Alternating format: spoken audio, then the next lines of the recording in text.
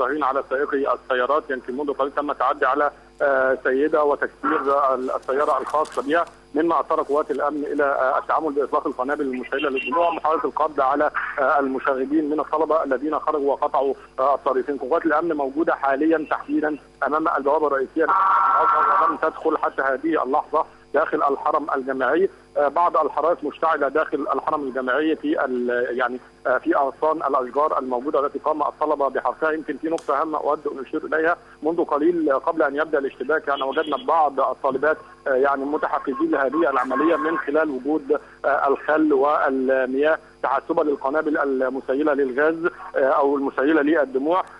يمكن ما ينبه ذلك او اعتقد انه كان هناك نيه للاشتباك مع قوات الامن. يمكن منذ ساعتين تقريبا كان هناك حاله من الاحتكاك مع هذه القوات في محاوله للاشتباك معهم، وبالفعل نجحت هذه العمليه في الاشتباك مع قوات الامن حتى هذه اللحظه.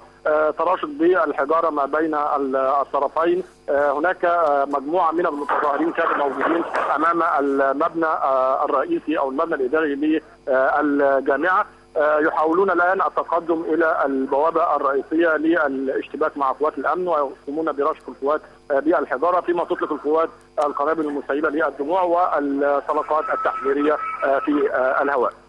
نعم عبد الله، يعني هل خرج الطلبه او جزء من الطلبه خرجوا خارج